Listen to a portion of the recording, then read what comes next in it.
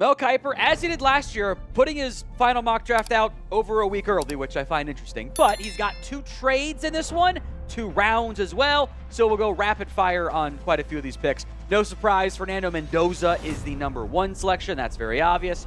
A lot of conversation between, is it David Bailey, what the national media seems to think. Local guys think it's Arvell Reese. Either way, they go 2 and 3 to the Jets and Cardinals respectively. With the edges off the board, Jeremiah Love ends up a member of the Tennessee Titans at #4 overall. That Mel had for us. The Cowboys trading all the way up to 6 to take Sonny Styles. Carnell Tate going 7 to the Commanders. Jordan Tyson, receiver, #9 to the Chiefs. Caden Proctor to the Browns, who would trade back in that scenario. Also getting Denzel Boston in Cleveland at 12 and 20. Ty Simpson does go in round 1. Mel forecasting the Cardinals to trade in towards the end of round 1.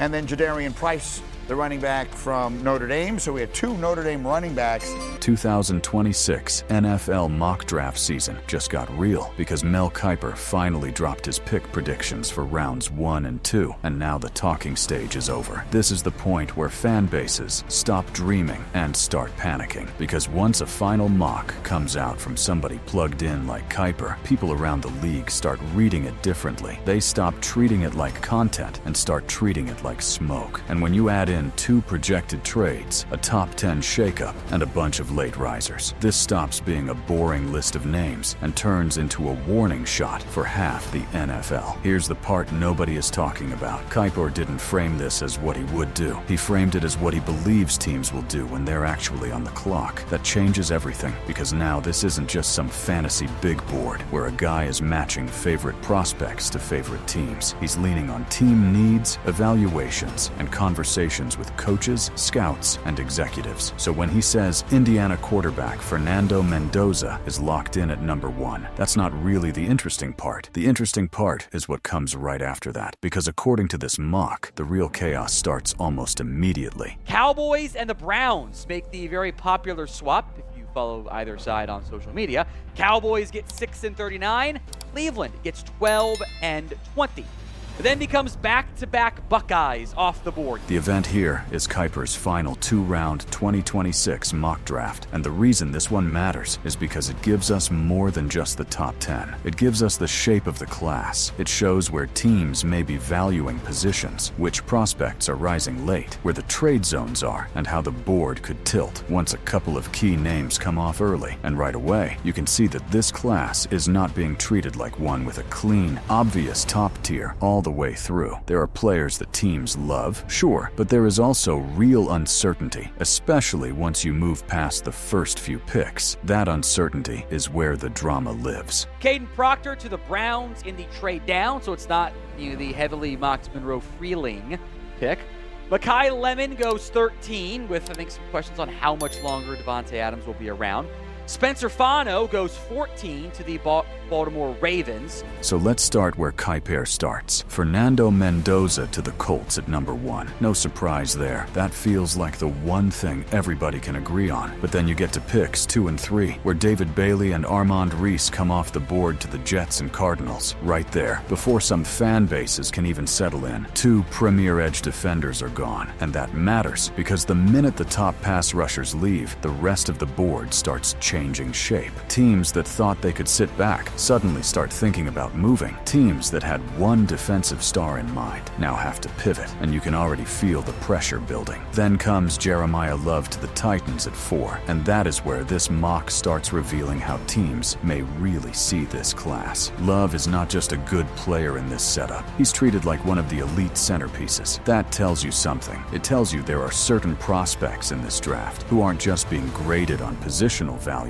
but on raw impact. And when a player like that comes off early, the teams behind him start recalculating fast, because now you're not just asking who's best available. You're asking whether your favorite guy is about to disappear. Jeremy Bernard is solid in all areas. Maybe not spectacular, but the hands, the ability to be so unselfish. Him in the backfield, he's picking up yards, catches the football when it's thrown his way, sees things, has great ability in terms of instincts at when the football field, and he's a tough kid, and he's all business. He's a true professional. sensational. For Miami, wide receiver, big need area to get a kid like this who a safe pick, a reliable football player, shows up every week to do a job. This is where it gets dangerous, because Kiper's first projected trade happens at number 6, and it's the one Browns fans and Cowboys fans have been arguing about non-stop. Dallas moves up, Cleveland moves back. Cowboys get picks 6 and 39. Browns get 12 and 20. And just like that, the Browns turn one premium draft slot into 2 first-rounders, while the Cowboys decide they are not waiting around. That move tells you both teams exactly who they are. Cleveland sees a board without one must-have superstar at that spot and chooses flexibility. Dallas sees a player they believe won't last and pays the price to go get him. That is classic draft night philosophy clash right there. The player Dallas comes up for in this projection is Sonny Styles, and honestly, that is the kind of aggressive move that changes how a draft is remembered, because if Styles becomes a star, nobody in Dallas is going to care what they gave up. They'll say Jerry saw it, took the risk, and got the guy. But if he doesn't become that dude, then Cleveland suddenly looks like the smarter franchise for pulling back and stacking assets. That's what makes top 10 trades so brutal. They don't just impact one pick, they create receipts for years. And in the middle of that trade, you get one of the wildest little themes in the whole mock: a run on Ohio State players. Caleb Downs to the Giants, Sonny Styles to the Cowboys after the move, and Carnell Tate to Washington. That is a statement. That tells you Kiper sees Ohio State as a major talent pipeline at the very top of this class. Not just a school producing hype, but a school producing legitimate early impact NFL starters. And if that happens on draft night, that kind of mini run always creates copycat pressure. Teams start thinking, what are we missing? What did those teams see? Why is the board suddenly tilting that way? Washington taking Carnell Tate is especially interesting because it feels like one of those picks that makes too much sense if you believe in the player. Pairing him with Terry McLaurin gives them size, catch radius, and a cleaner long-term receiver structure. And Tate is one of those prospects where the debate isn't really about whether he can play. It's about how high you're willing to take him. That matters because there's always a divide with bigger receivers who aren't pure burners. Some teams see polished, dependable production. Others see a player they'd rather grab 10 picks later. Kiper putting him there tells you he thinks Washington won't overthink it. Then you get Reuben Bain to the Saints at 8, and that one feels important for a different reason. Because when Kiper leaves him that high despite off-field discussion and the arm-length chatter, that suggests teams may still believe the tape wins out. That is one of the oldest draft truths in football. A prospect can get questioned late, nitpicked late, analyzed to death late, but if enough teams believe the player can wreck games, he still goes early. And New Orleans has always felt like one of those teams willing to trust its own board over internet panic. Jordan Tyson to the Chiefs at 9 is another pick that jumps out because it's not just about talent, it's about fit. Kansas City getting a different type of receiver is dangerous for the rest of the league. They don't need another duplicate, they need another answer. That's the key. If Tyson gives them a different body type, a different catch profile, a different way to stress coverage, then suddenly you are not just giving Mahomes another weapon. You're making the offense harder to solve. And that is exactly the type of move contenders make when they draft well. By the time you hit the Bengals at 10 taking Mansour Delane, Kiper's board is already making a larger point. This draft feels heavily shaped by teams trying to protect future roster decisions before those decisions arrive. Delane is not just about filling a current role, it is about preparing for what Cincinnati may lose in a year. And that's something casual fans always miss around draft time. Front offices are not only drafting for September, they are drafting for next March too. They are trying to solve problems before those problems officially show up. Here's the part nobody is talking about. Kiper's Browns projection might be one of the most revealing things in the whole mock. They trade down, land Caden Proctor at 12, then add Denzel Boston at 20, and later Jermad McCoy at 24. If you are Cleveland, that is basically the dream version of we don't love one guy at 6. You come away with offensive line help, receiver help, and secondary help, all in round 1. That is not flashy, but it is roster building. And when a team has holes in multiple places, those types of multi-pick outcomes can matter more than grabbing one shiny name near the top. This is where young players usually make a mistake. They assume draft night is only about where you go. Veterans and smart teams know it's more about where you land and what the team around you looks like. A receiver taken 20th by a team that actually knows how to use him may have a better career than a receiver taken 9th by a team that just wanted a toy. Same thing for tackles, same thing for corners. Kiper's mock is loaded with that idea. You can see he's not just matching matching talent to draft slot. He's matching the direction of the franchise to the pick. Look at some of these other round 1 fits. Mekhi Lemon at 13, Spencer Fano to Baltimore, Omar Cooper Jr. to the Jets, Monroe Freeling going later than some expected, Dylan Thiemann and Emmanuel McNeil Warren, both landing in spots where they could stabilize secondaries. These are not random names tossed into a machine. Kiper is clearly telling you that this first round may be less about star chasing and more about structure. Teams want players who solve a need, fit a plan, and let them move into the next 2 seasons with fewer questions. And then there's Ty Simpson, because once the Cardinals trade up to 30 for him, you can feel the quarterback tension all over this mock. Not because Simpson is being treated like a top 5 lock, but because quarterbacks always bend the board. Always. A team gets nervous, somebody makes a call, a late first-round move happens, and suddenly the whole conversation changes. That is why you never evaluate a draft purely by rankings. The board is not a spreadsheet. It's pressure, ego, fear, and timing. When a team believes it has to act, it acts. That second trade, by the way, is a quieter but very realistic one. Arizona moves from 34 and 65 to 30 and 94 with Miami, then grabs Simpson. That is exactly the type of move teams make when they don't want to risk a quarterback sliding into somebody else's lap. It's not some massive blockbuster. It's the kind of surgical move that says, we know our target, we know the cost, let's go get him before the board resets. Those are the trades that often look boring in the moment and massive 2 years later. Now let's get into round 2, because honestly, this is where Kiper's mock becomes even more interesting. C.J. Allen kicks off day 2. Jeremy Bernard goes to the Dolphins. Malachi Lawrence lands in Tennessee, and the board starts showing where the real value pockets might be. Bernard to Miami is especially notable because that feels like a pick built around floor. Not just a fun athlete, a usable receiver, a player who can help a quarterback quickly. And in round 2, that matters a lot because teams aren't just swinging for upside there. They are trying to leave Friday night with contributors.